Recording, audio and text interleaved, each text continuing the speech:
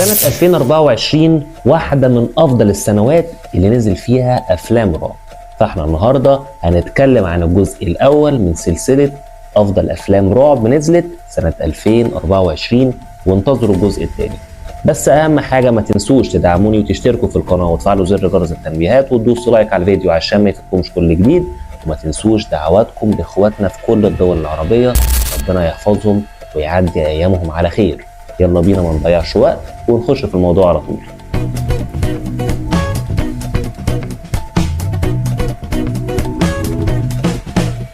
ومعانا أول فيلم لازم نتكلم عليه وهو فيلم The Curse of Necklace، اللي أنا شخصيا مستغرب جدا إن الفيلم ده مش واخد حقه ويعتبر من الأفلام الأندر ريتد اللي حرفيا مفيش حد اتكلم عليه خالص، ودي سببت لي دهشة كبيرة جدا، مع إنه يعتبر واحد من أعظم أفلام الرعب اللي نزلت السنة دي.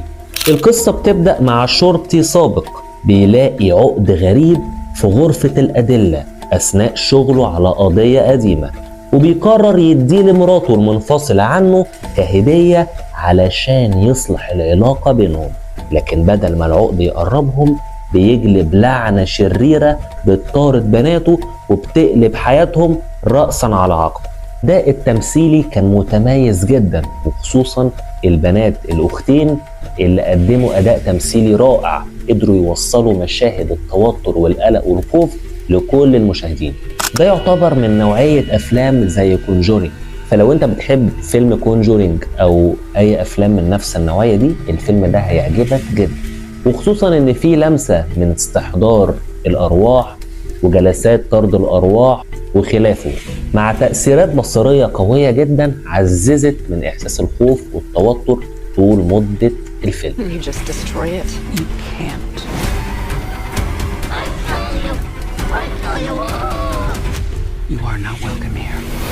تاني فيلم لازم نتكلم عليه وهو فيلم تاروت. القصة بتحكي عن مجموعة أصدقاء جامعيين بيلاقوا بطاقات تاروت قديمة أثناء قعدة في بيت مهجور. بدافع الفضول بيقرروا يلعبوا بيها ويتنبأوا بمستقبلهم، لكنهم ما يعرفوش إن الكروت دي ملعونة، وكل كارت بيكشف عن مصير مرعب. التنبؤات بتبدأ تتحقق بطرق مميتة، وكل واحد فيهم بيواجه كابوسه الشخصي.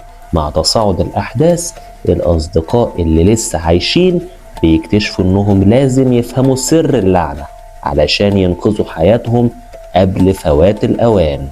الفكرة تعتبر فكرة مبتكرة وجديدة، تعتبر من الأفلام الجديدة المثيرة جدا، وبتلعب على عناصر نفسية زي الخوف من القدر والخوف من المجهول. التصوير في مواقع مهجورة وديكورات غامضة أضافت واقعية مرعبة للأحداث، خصوصا لما تبدأ التنبؤات تحصل. الممثلين قدموا أداء تمثيلي رائع، وخصوصا المشاهد اللي فيها رعب نفسي والصراعات الداخلية. لو بتحب الأفلام اللي من النوعية الرعب النفسي والغموض الفيلم ده هيشدك من بداية الفيلم لآخر مشهد في الفيلم.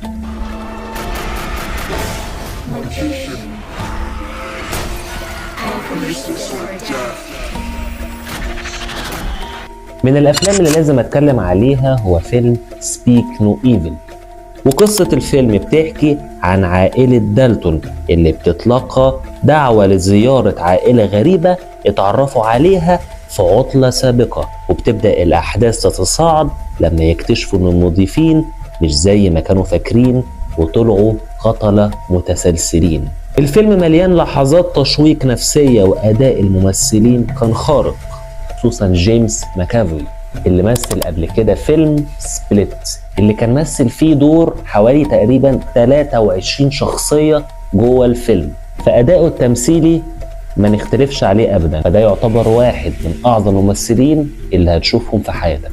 جيمس ماكافوي جسد شخصية معقدة فيها تداخل بين الطيبة والشر. الفيلم مش بس مرعب، لكنه بيطرح تساؤلات عن الثقة والعلاقات الشخصية، وازاي دايما احساسنا بالواجب يخلينا احيانا نفضل في اماكن ما ينفعش نكون موجودين فيها. لو بتحب افلام الرعب النفسي اللي بتقلب الموازين يبقى الفيلم ده ليك ولازم تشوفه.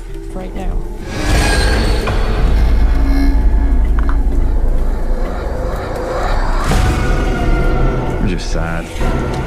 من الافلام اللي لازم اتكلم عليها وهو فيلم دونت موف. هو واحد من اكتر افلام الرعب النفسي اللي بتخليك على اعصابك من اول دقيقة لاخر ثانية، وده بفضل القصة المشوقة والاداء الاستثنائي للممثلين.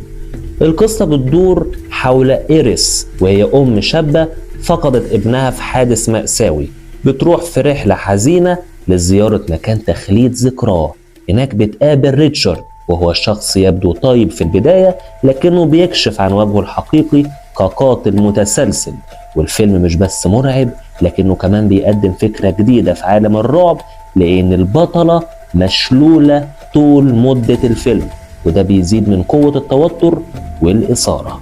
تخيل ان البطلة طول مدة الفيلم هي مشلولة ما بتتحركش اطلاقا، وبالرغم كده قدرت توصل مشاعر التوتر والخوف والقلق من تعابير وشها وحركة عينيها.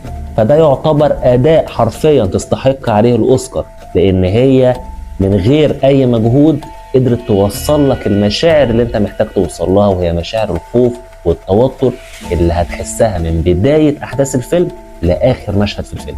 ودي تعتبر فكرة غير تقليدية، وخصوصا ان احنا اول مرة نشوف فعلا فيلم فيه البطلة مشلولة طول مدة الفيلم. ده غير ان الفيلم على عكس افلام الرعب اللي بتتصور في الليل، الفيلم ده متصور في النهار، فيعتبر بيضيف اجواء جديدة وعناصر مشوقة طول مدة الفيلم. الفيلم بيخليك تتخيل معاناة انك تكون في موقف زي ده، وبيخليك تحس بكل لحظة من الصراع على الحياة. كل حركة وكل نفس كان ليه معنى، مما جعل الفيلم مش مجرد فيلم رعب لكنه أيضا دراسة نفسية حقيقية. الفيلم بيطرح أسئلة عن الثقة في الغرباء، وإن ممكن الشخص الغريب اللي أنت تكون شايفه طيب طول الوقت ده يكون بيخفي جوانب مظلمة داخل شخصيته ومش ظاهرة طول الوقت. من الأفلام اللي لازم أتكلم عليها وهو فيلم A Quiet Place Day One، وهو يعتبر من أفلام الرعب المرتبطة بالخيال العلمي اللي بتكمل قصة فيلم The Quiet Place، وده يعتبر الجزء الثالث من سلسلة أفلام Quiet Place. القصة بتدور في مدينة نيويورك بعد انهيار العالم بسبب الكائنات الوحشية اللي بتقتل أي شخص بيحدث ضوضاء. الفيلم بياخدنا في رحلة مع شخصية سام المريضة بالكانسر اللي بتعاني من أيامها الأخيرة في مستشفى، لحد ما بتجد نفسها في وسط فوضى رهيبة لما الكائنات دي تبدأ تهاجم المدينة. اللي بيميز الفيلم ده هو الأداء التمثيلي للممثلين اللي بتظهر في عمق المشاعر بشكل قوي، وده شيء واضح في كل لحظة في الفيلم. الممثلة بتنقل لينا صراعها الشخصي بين الألم والتقبل، وبتخلي الجمهور يحس بكل لحظة من المعاناة والخوف.